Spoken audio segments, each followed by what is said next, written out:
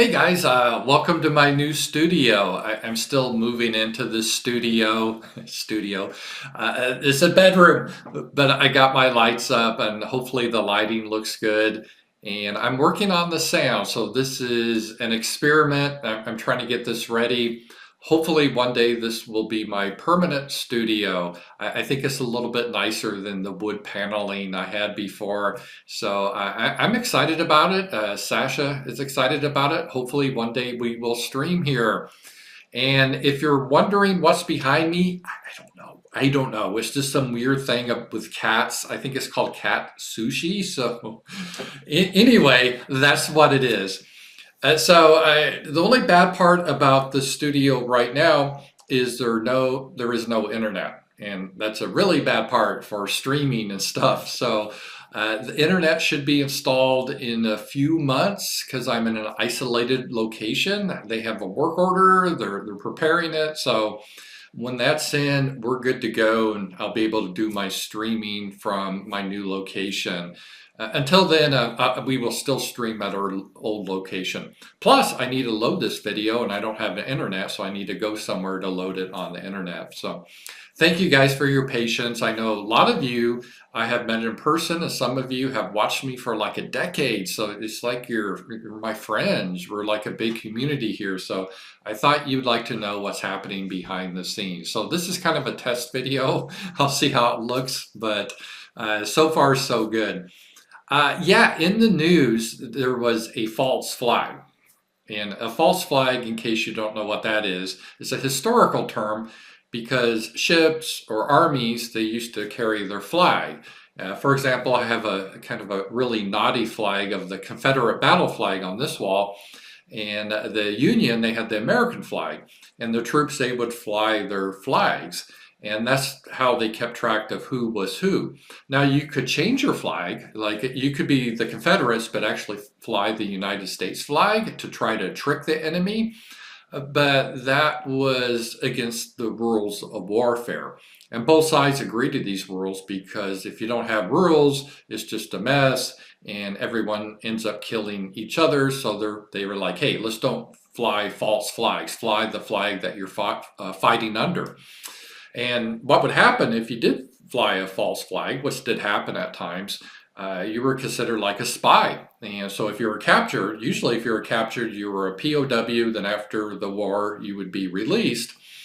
But if you were fighting under a false flag, let's say you were a Confederate soldier, but you're trying to trick the Union forces, so you flew the Stars and Stripes. If you were captured, you'd be immediately executed.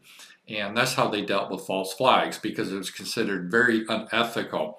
But we deal with false flags anymore with a lot of unethical people, especially in politics. And a false flag was recently busted in Virginia. I guess they're having a race for the governor there. And what happened is the Republican, Youngkin, I think, he had a tour bus. And all these guys were dressed up what looked like to be the alt-right from a few years ago, 4 years ago, with khaki pants on and like a red hat on, and they actually had a tiki torch. It looked ridiculous. And the idea was that these guys were saying, yeah, we're alt-right Nazis and we support Youngkin. And it was totally fake. It was horrible. Everyone started to laugh at it because one of these alt-right white supremacist was some black dude there. And then there's this other girl, she was kind of pudgy girl. She looked like a lesbian. I think she was a lesbian. And people started to investigate online. And they're like, wait a minute, this pudgy lesbian, she's not a Republican, she's a Democrat. And I don't think this black guy's a white supremacist. And so it turned out this all just blew up. And a project called the Lincoln Project, they claim responsibility for running this false flag. They didn't claim responsibility until it was obvious that it happened, but then they're like, oh God, yeah, you caught us.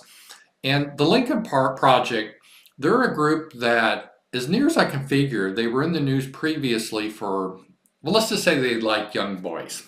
they seem to like young boys. At least some of their members do. And they had that little scandal.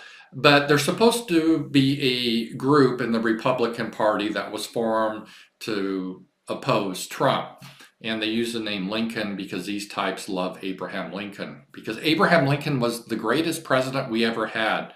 At least he killed the most Americans than any other president. And that's usually how they rate how great a president is. The more Americans die under a certain president, the greater the historians rate them, like Lincoln, Roosevelt, and so forth, Wilson. It's just a little tidbit there. So they love Lincoln, of course. I hate Lincoln, but they love Lincoln. And they're supposed to be Republicans, but as near as I can figure, they always take a Democrat position. And so what they were trying to do, they're running a false flag. And the idea was they want to get normie people to think that, wait a minute, I'm not a Nazi, I'm not a white supremacist, and if these Nazis, white supremacists, are supporting Youngkin, oh, there must be a problem with him, and I don't know if I would really want to support him because he's attracting the wrong types of people. That's what they were trying to do. And it's a common thing. But what happened is people online were able to figure out this was fake. And this is what I want to talk about because there's a lot of black pills in our community, but this is another example of a white pill because they weren't able to get away with it now. Whereas just before the internet, let's say 30, 40 years ago, it probably would have worked. They probably would have had some guys dressed up. They didn't have alt-right then, but they would have dressed up, let's say, as Nazis or something, or Klan members, and stood in front of the bus, and the media would have taken the photo and put it in the, let's say, New York Times and run the article, and there'd be no way for people to check, like, wait a minute, are those guys, who are these guys exactly? Where do they come from? There wouldn't be like a 4chan where autistic guys that have a lot of time on their hands could look at these people and say, hey, let's track them down, see who they really are. And there's like, oh, wait a minute, this black guy, he's not really a Klan member. or this chubby lesbian, she's actually a Democrat. See, that wouldn't have happened. So the story would have ran, and a lot of normies, they would have just thought that the media was telling the truth. Like, oh, look at these horrible Nazis supporting this candidate, and there must be something wrong with that candidate if he's attracting that sort of people. But that's impossible to do anymore now. It's very difficult. Now the media tries to spin it still. Like, for example, this should be a huge scandal. This is the election interference, what the Lincoln Project was doing. And they totally disreputable. They should be banned off everything. I'm not for censorship, but if they're going to ban people for misinformation, then the Lincoln Project and those people should be banned. And technically, it could be almost illegal because they're trying to interfere with the election. It's a lot worse than the Russian conspiracy hoax, like they hacked our election, which turned out to be bullshit. This is a real thing. They're doing something deceptive to try to fool people. And you got to ask yourself, why would you want to support people that act in a deceptive manner? And they consistently act in a deceptive manner. And I'm not just saying the Lincoln Project guys, but a lot of these groups, a lot of these NGOs, they always act and they always lie. They act in a deceptive manner and they try to fool you. And the other thing that shows is, well, wait a minute, if we're seeing all these hoaxes, like you had the January 6th hoax, we have the video, really what happened. It wasn't this massive insurrection. There were like millions of people that died. There's one person that died, and it was an unarmed Trump supporter, female. That was it.